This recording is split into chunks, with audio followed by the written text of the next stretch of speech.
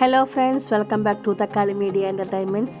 ഇന്ന് നമ്മൾ ഒരു അടിപൊളി വീഡിയോ ആയിട്ടാണ് വന്നിരിക്കുന്നത്. അതെന്താണെന്ന് നിങ്ങൾക്കിപ്പോൾ വീഡിയോ കണ്ടപ്പോൾ മനസ്സിലായില്ലേ? കുറേ കണ്ണിമാങ്ങ കിട്ടിയിട്ടുണ്ട്. ഇപ്പം ഹസ്ബൻഡ് ജോലിക്ക് പോയപ്പോൾ കൊണ്ടുവന്നതാണിത്. അപ്പോൾ അവർ കയറി പൊട്ടിച്ചതാണ് കേട്ടോ. താഴത്തേക്ക് വീണതൊന്നുമല്ല, കണ്ടാൽ അറിയാതെ ഞെട്ടൊക്കെ ഉണ്ടല്ലോ. അപ്പോൾ ആൾ കയറി പൊട്ടിച്ചതാണ്. കുറേ ഉണ്ട്. അപ്പോൾ ആൾ പറഞ്ഞ് കൊണ്ടുവന്നപ്പോൾ തന്നെ നമുക്കിത് ഉപ്പുമാങ്ങ ഇടാമെന്ന് പറഞ്ഞിട്ട് കൊണ്ടുവന്നതാണ്. അപ്പോൾ ഞാൻ കിട്ടിയപ്പോൾ തന്നെ ഭയങ്കര ഹാപ്പി. ആദ്യമായിട്ടാണ് ഇത്രയധികം മാങ്ങ നമുക്ക് കിട്ടണത്.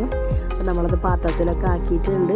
ഞാനത് കഴുകിയൊന്നുമില്ല, പകരം നല്ല തോർത്ത് വെച്ചിട്ട്, ഫ്രഷ് തോർത്ത് വെച്ചിട്ട് അത് തുടക്കുകയാണ്. അതിൻ്റെ ഞെട്ട് പോവാണ്ട്, മാങ്ങയുടെ ഞെട്ടൊന്നും പോവാണ്ട് നന്നായിട്ട് തുടച്ച് വൃത്തിയാക്കുകയാണ് ചെയ്യണത്.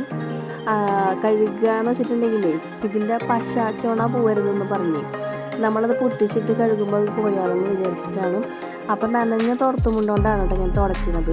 അപ്പോൾ അതുമത്തെ പൊടിയും ബാക്കി അഴുക്കൊക്കെ കളയാൻ വേണ്ടിയിട്ടാണ് ഇങ്ങനെ ചെയ്യണത്.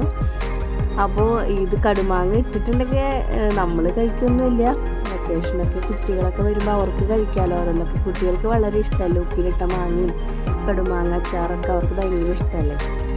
അപ്പോൾ അതിന് വേണ്ടിയിട്ടാണ് നമ്മളിത് ഇടാമെന്ന് വിചാരിച്ചത്.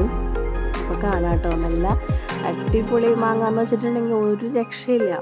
ഞാൻ ആദ്യമായിട്ടാണ് ഇത്രയും ചെറിയ കടുമാങ്ങ കാണുന്നത്. അപ്പോൾ നമ്മളിപ്പോൾ ഒരു ഉപ്പുമാങ്ങ ഭരണി എടുത്ത് കിട്ടിയിട്ടുണ്ട്. അപ്പോൾ അതിലോട്ട് ആദ്യം നമ്മൾ കല്ലുപ്പാണ് കേട്ടോ, 1 കിലോ ഉപ്പോളം നമ്മൾ എടുത്തിട്ടുണ്ട് ഇതിന് വേണ്ടിയിട്ട്. അപ്പോൾ ആദ്യം കല്ലുപ്പിട്ടു, പിന്നെ അതിൻ്റെ മുകളിൽ കൂടെ മാങ്ങ പൊട്ടിച്ചിട്ട് ഓരോന്നായിട്ട് ഞെട്ടുമെന്ന്, പിന്നെ വീണ്ടും കല്ലുപ്പിട്ടു, അതിനുശേഷം വീണ്ടും മാങ്ങയിട്ടു.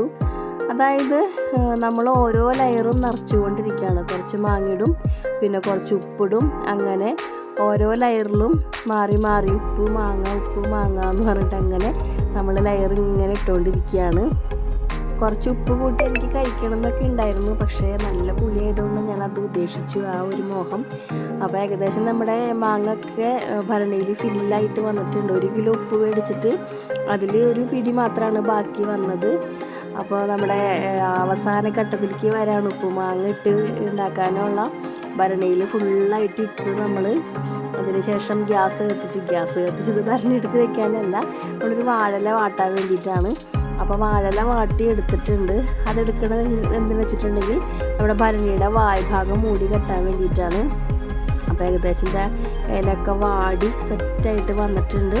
നമ്മളത് ഭരണിയുടെ വായ്ഭാഗത്തോട്ടാക്കിയിട്ട് കെട്ടാൻ പോവുകയാണ്.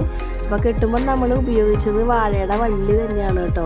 വാഴവള്ളി ഇങ്ങനെ കീറിയെടുത്തിട്ടാണ് നമ്മൾ ഭരണിയുടെ മുകളിലോട്ട് വെച്ച ഇലയുടെ വായ്ഭാഗം നമ്മൾ മൂടി കെട്ടണം. പിന്നെ കെട്ടുമ്പോൾ പ്രത്യേകം ശ്രദ്ധിക്കുക, ഒരിക്കലും എയർ കിടക്കാത്ത രീതിയിലായിരിക്കണം നമ്മളത് കെട്ടേണ്ടത്. നല്ല ടൈറ്റ് ആക്കിയിട്ട് വേണം കെട്ടാനായിട്ട്.